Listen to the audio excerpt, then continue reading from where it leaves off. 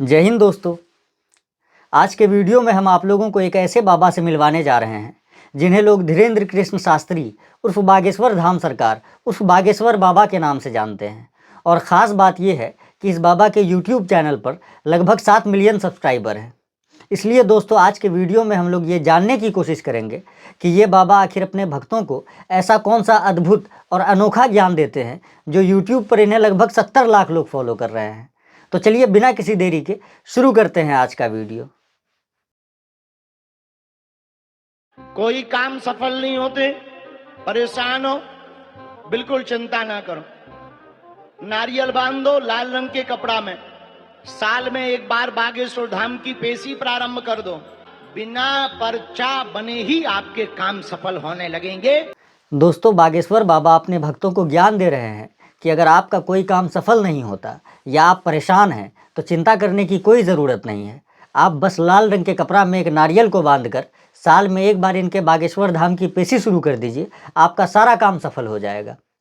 दोस्तों लगता है बागेश्वर बाबा का ये सफलता का मंत्र अब तक मोदी जी और अंधभक्तों के कानों तक नहीं पहुंचा है, वरना मोदी जी अब तक लाल रंग के कपड़ा में नारियल बांधकर भारत को विश्व गुरु और अंधभक्त लाल रंग के कपड़ा में नारियल बांधकर भारत को हिंदू राष्ट्र बना चुके होते। ये तो क्लियर ही है। अब तुमको भूत बाधा परेशान करती, भूत चिंता मत करो। एक काले रंग के कपड़ा में 5 लौंग डालिए और मंत्र बहुत ही पावरफुल है, लिखिए ओम बागेश्वराय वीर वीराय हुम फट स्वाहा। इस मंत्र को काले रंग के कपड़ा में लौंगों को बांधकर इस मंत्र को बोलकर अपने हाथ में या गले में बांध दीजिए। जय जयकार हो जाएगी, भूत भाग जाएंगे, उनको गली नहीं मिलेगी, कहां जाना है। दोस्तों हम तो आज तक ये सुनते आए थे कि हिंदू धर्म में भूत वूत से रक्षा के लिए लोग हनुमान चालीसा का ये श्लोक पढ़ते हैं, भूत पिशाच निकट न आवे, महावीर जब नाम सुनावे। लेकिन बागेश्वर बाबा ने भूत वूत से रक्षा के लिए हनुमान चालीसा को अपग्रेड करके नया मंत्र ईजाद कर दिया है, ओम बागेश्वराय वीर वीराय हुम फट स्वाहा। ओम बागेश्वराय वीर वीराय हुम फट स्वाहा। दोस्तों बागेश्वर बाबा के मुताबिक ये मंत्र इतना ज़्यादा पावरफुल है कि ये मंत्र पढ़ने से भूत का फट के फालूदा हो जाएगा और उसको भागने का रास्ता नहीं मिलेगा। लेकिन हमको एक छोटा सा कन्फ्यूज़न है, अगर ये मंत्र इतना ज़्यादा पावरफुल है तो इसका इस्तेमाल बागेश्वर बाबा खुद क्यों नहीं करते हैं भूत भगाने के लिए। जब उनके दरबार में कोई भूतिया पेशेंट आता है तो वो सीधे सीधे अपना ये पावरफुल मंत्र ओम बागेश्वराय वीर वीराय हुम फट स्वाहा पढ़कर उसका भूत भगाने के बजाय उस भूतिया पेशेंट से नौटंकी का नंगा नाच क्यों करवाने लगते हैं, ये मेरे समझ में नहीं आता है। और मारो, और सिर में मारो, इसके और सिर में मारो, अब सिर में भरा भर मारो। भगो एक लोग एक तरफ पड़ो, नाला है, सिर में चमीटा मारो।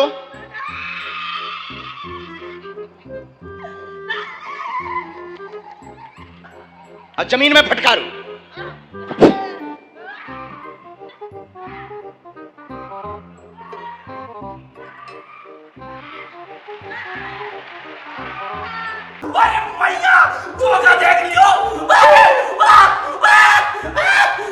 दोस्तों हम ये तो नहीं कहेंगे कि दुनिया में भूत नहीं होता है, लेकिन ये बागेश्वर बाबा जिस तरह से लोगों से माथा पिटवा कर और नागिन डांस करवा कर उनका भूत निकाल रहे हैं, ये बात हम दावे के साथ कह सकते हैं। अगर इनमें से किसी इंसान के अंदर सच में भूत होता तो यकीन मानिए वो बागेश्वर बाबा के कहने पर अपने आप को थप्पड़ नहीं मार रहा होता और बागेश्वर बाबा के हुक्म पर ज़मीन पर लेट कर नागिन डांस नहीं कर रहा होता, बल्कि अपने भूतिया शक्ति के जरिए बड़ी सभा में बागेश्वर बाबा को धोती सर पर रखवा कर उससे लुंगी डांस करवा रहा होता। इसलिए दोस्तों हम आप लोगों से बस यही कहेंगे कि बागेश्वर बाबा के इस स्क्रिप्टेड भूतिया नौटंकी को आप लोगों को ज़्यादा सीरियसली लेने की ज़रूरत नहीं है। बाकी हम आगे बढ़ते हैं और बाबा के अगले फर्जी वीडियो पर नज़र डालते हैं। एक बार हमारी रावण से बात हुई, फोन कॉल पर। अब ये मत पूछना कि नंबर क्या था, अब ये मत पूछना कि कॉल डिटेल दिखाओ, दिखा नहीं सकते, पर बात हुई। दोस्तों ये बाबाओं का संबित पात्रा कह रहा है कि एक बार रावण से इसकी फ़ोन पर बात हुई। देखो पहली बात तो ये कि रावण से इसकी फ़ोन पर बात हुई, ये बात सिर्फ हमारे लिए नहीं बल्कि गौमूत्र को गंगा जल समझकर पीने वाले अंधभक्तों के लिए भी नाकाबिले एतबार है। लेकिन एक पल के लिए हम मान लेते हैं कि बागेश्वर बाबा ने गौमूत्र के नशे में रावण से फ़ोन पर बात कर लिया होगा। तो दोस्तों अब ज़रा ये भी जान लेते हैं कि इन्होंने रावण से फ़ोन पर क्या बात किया। उन्होंने कहा, हेलो बागेश्वर वाले बोल रहे हैं। हमका जी, हमका कहो भैया कैसे हो? फेंको फेंको अपनी पूरी शक्ति के साथ फेंको। हद तो जा हो गई कि साउंड में फटर फटर हो गो। हमने कहा भाई साहब 10 ही मुंह से बोल रहे का? बोला हाँ। हमने कहा 9 लॉक करो, 1 से बोलो। फिर एक मुंह से बात हुई रावण के। ये फेकेश्वर बाबा बता रहे हैं कि इसने रावण से फ़ोन पर पूछा कैसे हो भैया, तो रावण ने कहा हम तो ठीक हैं भैया, तुम बताओ तुम कैसे हो। इतना ही नहीं, फेकेश्वर बाबा के अनुसार रावण से फ़ोन पर बात करने के दौरान आवाज़ बहुत ज़्यादा फटर फटर हो रहा था। तो बागेश्वर बाबा ने रावण से पूछा अपना 10 मुँह से बात कर रहे हो क्या? तो रावण ने कहा जी महाराज। फिर बागेश्वर बाबा ने कहा अपना 9 मुँह बंद करो और 1 मुँह से बात करो। फिर रावण ने बागेश्वर बाबा के आदेश पर अपना 9 मुँह बंद कर लिया और 1 मुँह से बात किया। बताओ, जिस अहंकारी रावण ने भगवान राम का बात नहीं माना, उसने इस झाटेश्वर बाबा का बात मान लिया। ये तो कुछ समझ के परे है, बिल्कुल ही समझ के परे है। दोस्तों इस झाटेश्वर बाबा का रावण से फ़ोन पर बतियाने वाला ये अतरंगी कहानी सुनकर आप लोग ये तो समझ गए होंगे कि ये बागेश्वर बाबा कितना बड़ा दिमागी बवासीर का मरीज़ है। और आप लोग तो जानते हैं कि जब इंसान दिमागी बवासीर का मरीज़ हो जाता है तो उसका ज़बान उसके दिमाग के काबू में नहीं रहता है, और जब इंसान का ज़बान उसके दिमाग के काबू में नहीं रहता है तब वो इसी प्रकार की बहकी बहकी बातें करता है। कुत्ता 2 प्रकार के होते हैं। कुत्ता DOG डॉग, क्या कौन कौन? पालतू और फालतू। उसी प्रकार जो राम जी का पालतू हो जाता उनके गले में कंठी माला होती है, जो फालतू होता है वो बिना माला का होता है। दोस्तों इस वीडियो में बागेश्वर बाबा अपने भक्तों को ज्ञान दे रहे हैं कि जिस तरह कुत्ता 2 प्रकार का होता है, एक पालतू और दूसरा फालतू, उसी तरह इंसान भी 2 प्रकार का होता है, एक पालतू और दूसरा फालतू। और जो इंसान राम जी का पालतू होता है उसके गले में बागेश्वर बाबा की तरह कंठी माला होता है, और जो इंसान फालतू होता है वो बिना माला के होता है। यानी बागेश्वर बाबा के मुताबिक इस देश का 95% हिंदू फालतू इंसान है, क्योंकि जहाँ तक हमको पता है इस देश के 95% आम हिंदू गले में कंठी माला नहीं पहनते हैं। इतना ही नहीं, खुद हमारे भगवा लुंगी वाले चचा श्री योगी आदित्यनाथ जी भी गले में कंठी माला नहीं पहनते हैं। इसका मतलब बागेश्वर बाबा के मुताबिक योगी आदित्यनाथ जी भी फालतू इंसान हैं। क्या करते हो चूतियापन का, क्या करते हो चूतियापन का। यही नहीं, अभी और सुनिए। अच्छा आप बताओ, किसी स्त्री की शादी हो गई हो तो उसकी 2 पहचान होती। पूछो क्या? मांग का सिंदूर, गले में मंगलसूत्र। दोस्तों इस वीडियो में बागेश्वर बाबा बता रहे हैं कि शादीशुदा स्त्री की 2 पहचान है, एक तो मांग में सिंदूर और दूसरा गले में मंगलसूत्र। और अगर किसी स्त्री के गले में मंगलसूत्र और मांग में सिंदूर ना हो तो उसे देखकर बागेश्वर बाबा क्या समझते हैं, अब जरा ये भी जान लीजिए। मान लो मांग का सिंदूर ना भरा हो, गले में मंगलसूत्र ना हो, तो हम लोग क्या समझते हैं? भाई ये प्लाट अभी खाली है। क्या बोला तूने? मान लो मांग का सिंदूर ना भरा हो, गले में मंगलसूत्र ना हो, तो हम लोग क्या समझते हैं? भाई ये प्लाट अभी खाली है। बागेश्वर बाबा जी जरा एक नज़र इन शादीशुदा महिलाओं पर भी डाल लीजिए जिनके गले में ना मंगलसूत्र है और ना ही मांग में सिंदूर। तो क्या आपके नज़र में ये सारी महिलाएं खाली प्लॉट है? इतना ही नहीं, जिन हिंदू महिलाओं के पति का देहांत हो जाता है या जिनका तलाक हो जाता है उनके गले में भी मंगलसूत्र और मांग में सिंदूर नहीं होता है। तो क्या आपके नज़र में वो सारी महिलाएं भी खाली प्लॉट है? इस वीडियो के सामने आने के बाद सवाल तो बनता ही है, अगर हम करें तो करें क्या, बोले तो बोले क्या। भाई चप्पल देख रहे हैं, धीरेन्द्र शास्त्री को इतना चप्पल मारेंगे ना, गिनेंगे नहीं मारा। बहुत गाली आएगा। अरे देने दीजिए ना, जो कमेंट में गाली देगा उनके लिए भी एक बात कहना चाहेंगे, आप गाली तभी दीजिएगा जब आपके घर में बहन नहीं होगा कुंवारी, और नहीं तो अगर आपके घर में कुंवारी लड़की है, इसका मतलब वो भी खाली प्लॉट है। ब्यूटीफुल। वैसे दोस्तों, आप लोग तो जानते हैं कि महिलाओं को खाली प्लॉट समझकर जोतने के चक्कर में अभी हमारे देश के दो नामचीन बाबा, एक आसाराम और दूसरे राम रहीम, अभी जेल में जोते जा रहे हैं। लगता है बहुत जल्द इस लिस्ट में तीसरा नंबर बागेश्वर बाबा उर्फ धीरेन्द्र कृष्ण शास्त्री का आने वाला है, क्योंकि ये बाबाओं का संबित पात्रा अपने भक्तों को प्रवचन के नाम पर जिस तरह का ऊट पटांग और बेतुका ज्ञान दे रहा है, हमको पूरा यकीन है कि आसाराम और राम रहीम की तरह इस बागेश्वर बाबा के प्रवचन का भी बहुत जल्द शीघ्र पतन हो जाएगा। बोलिए क्या बात। बागेश्वर महाराज की जय। जय आपकी। आप कहते हो कि प्याज और लहसुन का त्याग कर दें, हाँ। तो इसमें दोष का है, हमें ये नहीं समझ में आया अभी तक। प्याज और लहसुन इसलिए नहीं पाई जाती क्योंकि प्याज और लहसुन का जन्म गंदगी से हुआ, राक्षस के मल से हुआ, इसलिए प्याज और लहसुन खाना वर्जित है जी। दोस्तों, ये अतरंगी बाबा अपने भक्तों को ज्ञान दे रहे हैं कि प्याज और लहसुन इसलिए नहीं खाना चाहिए क्योंकि प्याज और लहसुन का जन्म राक्षस के मल से, यानी राक्षस के टट्टी से हुआ है। यानी बाबा जी के अनुसार जो लोग प्याज और लहसुन खाते हैं, दरअसल वो राक्षस का टट्टी खाते हैं। देखो, पहली बात तो ये कि प्याज और लहसुन सब्जी नहीं बल्कि राक्षस का टट्टी है, ये बात हिंदू धर्म के किसी धर्म ग्रंथ में नहीं लिखा है। और जो बात किसी धर्म ग्रंथ में नहीं लिखा हो, वो बात अपने भक्तों को बताने वाला बाबा ज्ञानी नहीं, ज्ञांडू कहलाता है। और दूसरी बात, हमको ये समझ में नहीं आता है कि ये बाबा लोग जो चीज़ खुद नहीं खाते हैं उसको गू काहे घोषित कर देते हैं। ये बागेश्वर बाबा कह रहा है कि प्याज और लहसुन इसलिए नहीं खाना चाहिए क्योंकि प्याज और लहसुन राक्षस का टट्टी है। इससे पहले डेरा बाबा यानी रामदेव बाबा ने अपने एक प्रवचन में कहा था कि अंडा इसलिए नहीं खाना चाहिए क्योंकि अंडा खाना और मुर्गी का गू खाना एक समान है। मुर्गी के आगे से निकलता है कि अंडा पीछे से, और जो पीछे से निकले वो गू ही तो होता है। ये प्रोटीन नहीं, ये मुर्गी को गू है। यदि मुर्गी के गू में प्रोटीन है तो तेरी वाले में तो और घने विटामिन ही होते होंगे। अरे गू ही खाना है तो मोल का क्यों खावा है? अरे लोग पता नहीं क्या क्या खाना शुरू कर दिया, गू खाने लग गया। हम सोचते थे आदमी गू कैसे खाता है, तो कलयुग में पता लगा मुर्गी का गू खा रहे। ये डेरा बाबा बता रहे हैं कि अंडा मुर्गी के पीछे से निकलता है और जो चीज़ पीछे से निकलता है वो गू होता है। इसलिए जो लोग अंडा खाते हैं दरअसल वो मुर्गी का गू खाते हैं। दोस्तों, अब आप लोग ये बताइए कि गौमूत्र गाय के आगे से निकलता है या पीछे से निकलता है।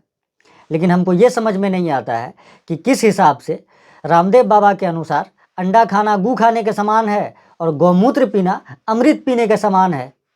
सुबह उठ करके गौमूत्र पियो, गौमूत्र के फायदे सुन लो आप।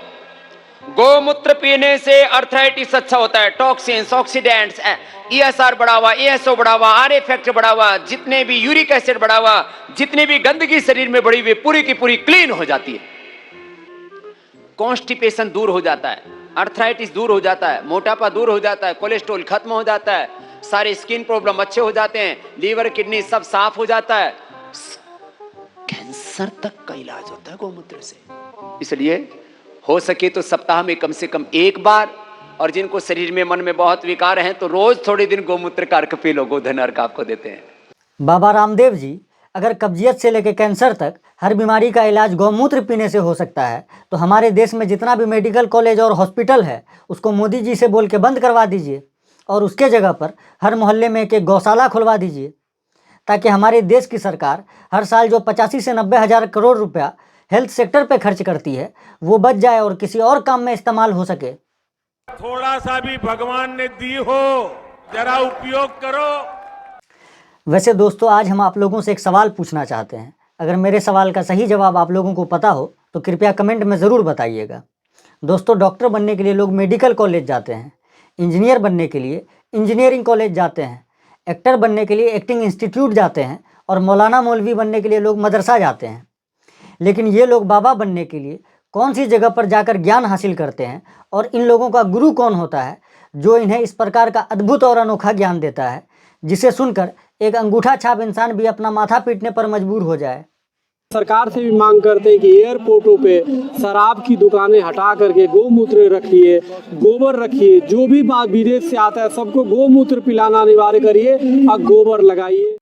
ये बाबा भारत सरकार से एयरपोर्ट पर गौमूत्र और गोबर रखवाने की मांग कर रहा है और साथ ही ये कह रहा है कि जितने भी विदेशी हमारे देश में आते हैं उन सबको एयरपोर्ट पर गौमूत्र पिलाना और गोबर लगाना अनिवार्य यानी कंपलसरी किया जाए। सरकार से भी मांग करते हैं कि एयरपोर्टों पे शराब की दुकानें हटा करके गोमूत्र रखिए, गोबर रखिए। जो भी बात विदेश से आता है सबको गोमूत्र पिलाना अनिवार्य करिए और गोबर लगाइए।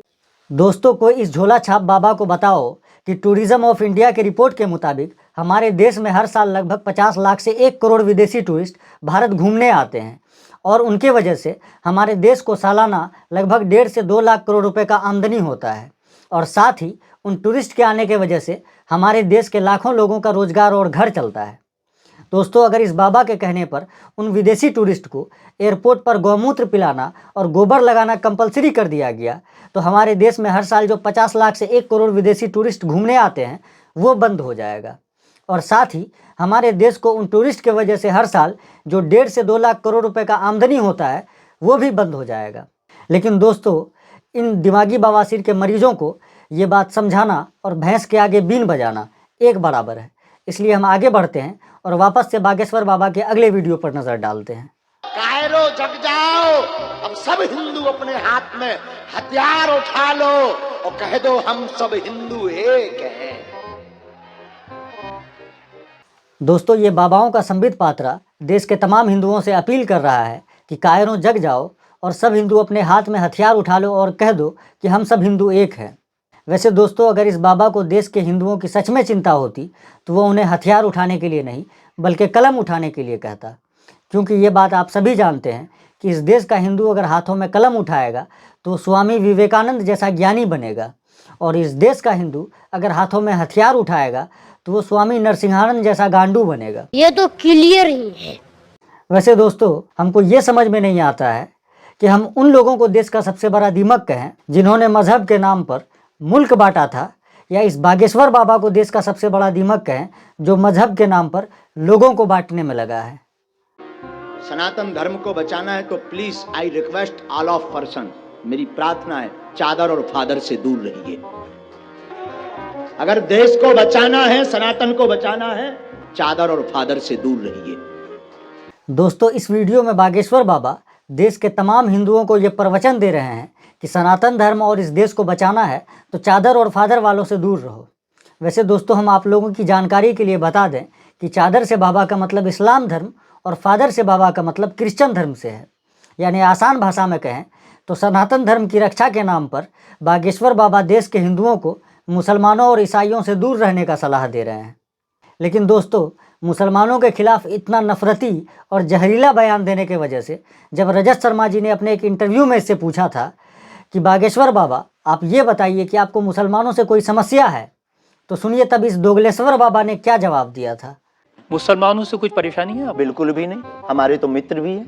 मैंने तो ये भी सुना कि आपकी बहन की शादी एक मुसलमान से पैसे लेकर आपने करवाई थी। आज भी हमारा मित्र, अभी 5 दिन पहले ही मिला, चाय भी पी। और हमारा लगभग 500-600 मुसलमान परिवार है जो आत्मा से जुड़े हैं। और हमारा लगभग 500-600 मुसलमान परिवार है जो आत्मा से जुड़े हैं। बागेश्वर बाबा, एक बात बताओ, ये दोगलापन नहीं तो क्या है जो तुम अपने भक्तों के साथ करते हो? खुद मुसलमानों से दोस्ती रखकर अपने भक्तों में जहर भरते हो। तुमने खुद के बहन का ब्याह अपने एक मुस्लिम दोस्त से पैसे की मदद लेकर कराई। इतना ही नहीं, तुम्हारे मुताबिक आज भी 500 से 600 मुस्लिम परिवार ऐसे हैं जो तुम्हारी आत्मा से जुड़े हैं। इसके बावजूद तुम देश के हिंदुओं को मुसलमानों से दूर रहने और उसके खिलाफ भड़काने के लिए इस तरह का बेतुका और बेबुनियाद बयान देते हो। कई लोग कलमुहे सनातनी ऐसे भी हैं कि अपने धर्म में क्या देवताओं की कमी है, लेकिन तुम लोग कुछ कलमुहे ऐसे भी हैं जो चादर चढ़ाने जाते हैं। ऐसे कलमुहों को कहेंगे नक्कटा आगी के लगे। दोस्तों, ये दोगलेश्वर बाबा देश के तमाम सनातनी हिंदुओं को कलमुहा और नक्कटा आगी का लगा कह के गरिया रहा है, जो हिंदू मुस्लिम सूफी संतों के मज़ार पर चादर चढ़ाने के लिए और मन्नत मांगने के लिए जाते हैं। कुछ कलमुहे ऐसे भी हैं जो चादर चढ़ाने जाते हैं। ऐसे कलमहों को कहेंगे नक्कटा आगी के लगे। वैसे इस दोगलेश्वर बाबा से मेरा एक छोटा सा सवाल है, अगर मज़ार पर चादर चढ़ाने वाला हर सनातनी हिंदू कलमुहा और नक्कटा है, फिर तो ये गाली इस देश के प्रधानमंत्री मोदी जी पर भी फिट बैठता है। कहे कि मज़ार पर चादर तो मोदी जी भी चढ़ाते हैं। मोदी की चादर ख्वाजा के दर, जिस सूफी संत को दुनिया सजदा करती है, उन्हीं सूफी संत ख्वाजा मोइनुद्दीन चिश्ती की दरगाह पर प्रधानमंत्री नरेंद्र मोदी की तरफ से कल चादर चढ़ाई जाएगी। स्वागत है आपका। खबरें लगातार जारी हैं और अब बात प्रधानमंत्री नरेंद्र मोदी की, जिन्होंने अजमेर शरीफ दरगाह के लिए चादर भेजी है। आपको बता दें कि पीएम मोदी हर साल अजमेर शरीफ दरगाह के लिए चादर भिजवाते हैं और ये 9वीं बार है जब उन्होंने चादर भिजवाई है। दोस्तों, एक तरफ बागेश्वर बाबा मज़ार पर चादर चढ़ाने वाले देश के तमाम हिंदुओं को कलमुहा और नक्कटा कह के गरिया रहे हैं, तो वहीं दूसरी तरफ मोदी जी मज़ार पर चादर चढ़ाते हुए नजर आ रहे हैं। अब बागेश्वर बाबा और मोदी जी में कौन सही है और कौन गलत, इसका फैसला हम अमित शाह जी पर छोड़ देते हैं। सफेद कपड़ा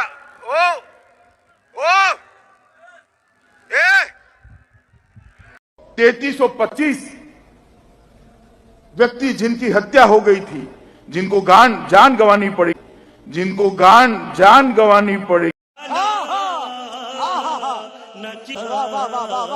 दोस्तों, उम्मीद करते हैं अमित शाह जी के इस धमकी भरे नसीहत को सुनकर बागेश्वर बाबा अब देश के तमाम हिंदुओं को प्रवचन के नाम पर इस तरह का ऊटपटांग ज्ञान देने से बाज आ जाएगा। ये तो क्लियर ही है। वैसे दोस्तों, एक और बात, अभी हमने आप लोगों को बागेश्वर बाबा का जितना भी वीडियो दिखाया वो इस बाबा की बकेती का सिर्फ एक छोटा सा नमूना था। अगर बागेश्वर बाबा की बकेती का पूरा कच्चा चिट्ठा हम इस वीडियो में लाकर रख देते तो ये वीडियो लगभग 1 घंटे का हो जाता। लेकिन दोस्तों, हम लगातार 1 घंटे तक इस अतरंगी बाबा का सतरंगी बकेती सुनवा कर आप लोगों का समय और डेटा नहीं बर्बाद करना चाहते। इसलिए आज के इस वीडियो को हम यहीं पे ख़त्म करते हैं और उम्मीद करते हैं कि बागेश्वर बाबा की बकेती के पार्ट 2 के साथ अगले वीडियो में फिर आप लोगों से मुलाकात होगी। तब तक के लिए जय हिंद। कोई काम सफल नहीं होते, परेशान हो, बिल्कुल चिंता ना करो। नारियल बांध दो लाल रंग के कपड़ा में, साल में एक बार बागेश्वर धाम की पेशी प्रारंभ कर दो, बिना पर्चा बने ही आपके काम सफल होने लगेंगे। बागेश्वर बाबा की इन बातों को सुनकर क्या कहेंगे आप? कौन है बागेश्वर बाबा? ये है कौन बाबा आबा टाबा? कौन फेर फाड़ में बाबा आबा चोर चिल्लर के फेर में रहते हो? कौन फेर फाड़ में बाबा आबा चोर चिल्लर के फेर में रहते हो?